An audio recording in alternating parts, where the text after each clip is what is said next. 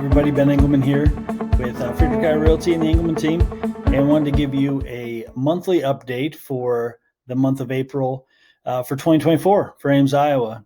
So go over some numbers, where things are trending, where we were this year versus, or where we are this year versus last year, and kind of give a couple predictors of what may happen here.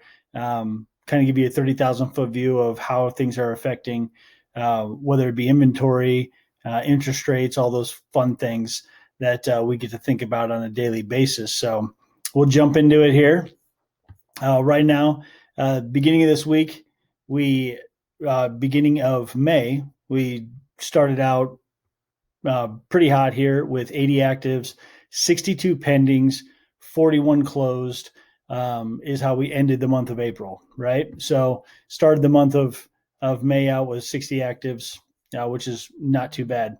When you start looking at the resale side of things and breaking it down, you're looking at 43, which we're holding steady from the prior month. So it's really just stayed in that ever since, I would say, December. The resale market stayed between 40 and 50 the whole time. Not bad. When we get over here to the single family homes, they're staying pretty stagnant. So what we're looking at here is if you go all the way back up, and we'll go through some of these numbers over here in a little bit, but when you look at what we were doing last year, so to end April, we had 53 active last year versus 80. We pended 58 versus 62, so we just had 4 more, and then closed 29 versus 41. So we're definitely ticking up, and the more listings on the market, the more they're going to sell.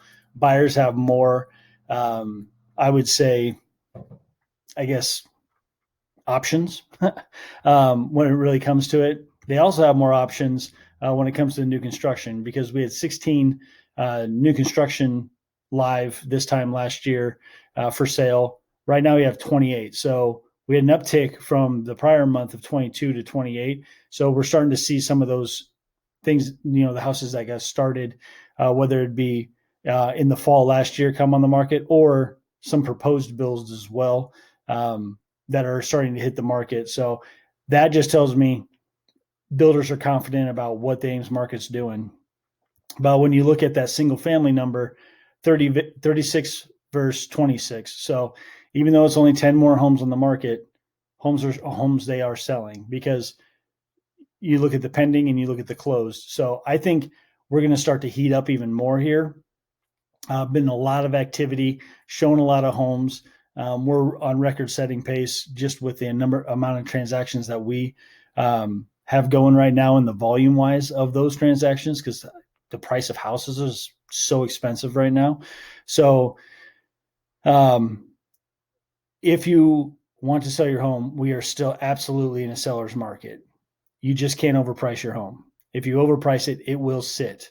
Some of the harder, I would say, price ranges that are sitting a little bit more, once you get, if your home's not updated or it's close to a new home, price-wise and design-wise, you're going to be sitting for a little bit, I think, and especially between that probably 400 and I would say 600 number, because people get up and around the 600s, they can almost build for that. Not to mention what do you have? What's the location? All those fun things. But we'll jump over here to all of our fun graphs. So right now, 2024, we're in this green line right here. So active listings obviously are ticking up, but still I want to make the stark contrast of where we were in 2019, in the beginning of 2020. We're between 100, 150, and 200 listings on the market. We're still sitting down here at 80. So we have a long way to go. If there is an uptick, you're going to start seeing the uptick. If things don't sell, you're going to start seeing that in June, July, August. And then on top of that, then you're going to start to see the days on the market start to go up more than that. So if we go down to days on the market, that number is actually falling. Where we were last year, we were below 50. We spent almost the entire year, other than December, under 50 days. we've been over 50 days, February, March. In April, we just dipped below 50 days. So still not a bad place to be. I think we're right in that good range. Anytime that you see 30 to 60 days, that's normal. That's normal for the market.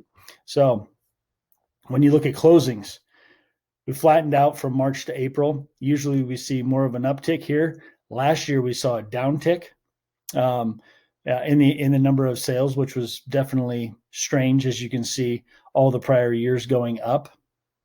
But I think it's going to flatten here. People are going to see how well homes are selling and the premiums they're getting.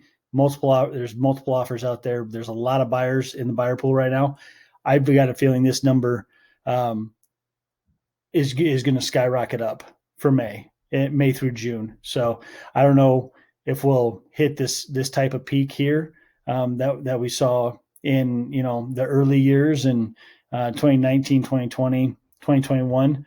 But I do think we should have a better June and July than we did last year because there's going to be more inventory out there. Once we get down, obviously, new listings, that number starts to rise. As that number rises, you're going to see more sales. All right. Absorption rate, we're still in a really good spot. You look at 2019, hovering between 3 and 4 months of absorption. Then it dropped down and then it just tanked.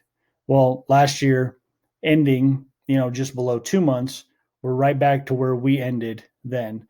So I think there's definitely room for this to grow a little bit. And I hope it does. I hope we can get around to the 3-month mark of absorption, because that's going to, I would say, loosen up the market a little bit, get people moving around that really want to move and can move. Then when you look to sales price to list price ratios, so a lot of the houses that are on the market, they see some of these higher prices.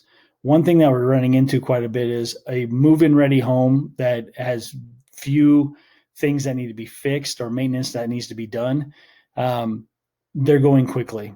Everything else that may need a little bit of lipstick, some updates, things like that, we're seeing those sit longer, and then they're getting a depressed price on them. Still, when you're all of a sudden you're sitting still above 95% of the list price, you're in pretty good shape.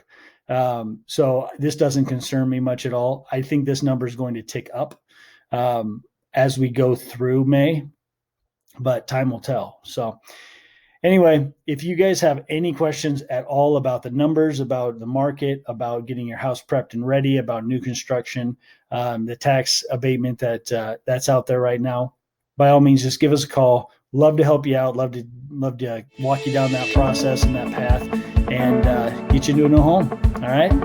So we'll talk to you soon. Sorry about the long video. Enjoy the warm weather.